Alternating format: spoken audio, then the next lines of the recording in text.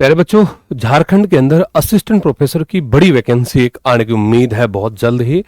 अब आप सोच रहे होंगे कि अभी कुछ समय पहले तो हमने झारखंड में जो जेट का एग्जाम है वो हमने दिया है, तो उसका रिजल्ट अभी नहीं आया है।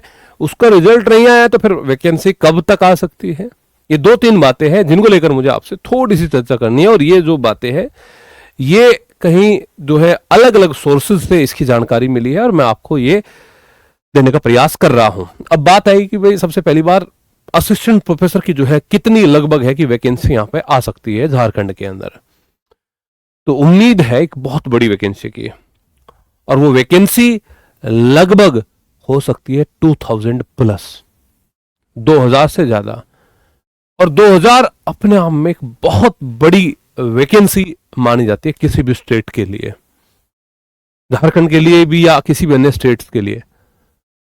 तो आप कहेंगे, जब एक इसका आइडिया अगर आपको लग रहा है कि 2000 है तो सब्जेक्ट वाइज आप आइडिया इसका लगा सकते हैं कि जो मेन सब्जेक्ट है जिसमें हिस्ट्री है, जिसमें हिंदी है, इंग्लिश है, जिसमें पॉलिटिकल साइंस है, जिसमें केमिस्ट्री है, जिसमें फिजिक्स है, निश्चित तौर पे यहां पे जो वैकेंसी है हमारी वो लगभग 150 या 150 प्लस माइनस आसपास इतनी लगभग यहां पे रहने वाली है।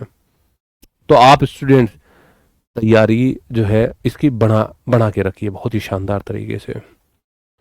अब आप कहेंगे कि फिर जो जेट का एग्जाम है हमारा जो हुआ था, वो जेट का एग्जाम का जो परिणाम है वो कब तक हमारे यहां पे आ सकता है? ये भी बात है, पॉइंट है। इसी महीने उम्मीद है 31 मई तक आपका जेट का परिणाम आ जाएगा। देखो, दो तीन राज्य ऐसे हैं अभी, जैसा एमपी के अंदर आज शायद सेट का रिजल्ट लगभग आ गया है एमपी का।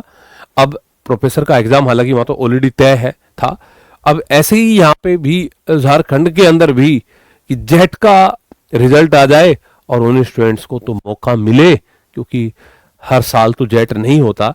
तो उम्मीद है कि 31 मई तक आपकी जेट की परीक्षा यहाँ पे हो जाए।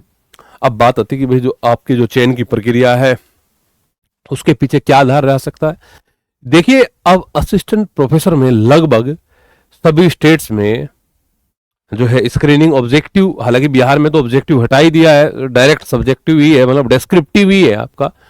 लेकिन यहाँ पे उम्मीद ये जताई जा रही है कि आप जो है राइटिंग प्रैक्टिस तो आपको रखनी है, लेकिन उसके साथ साथ में मतलब ऑब्जेक्टिव प्लस राइटिंग प्रैक्टिस और प्रोफेसर का एग्जाम है, निश्चित बात है कि इंटरव्यू होना भी लाजमी है।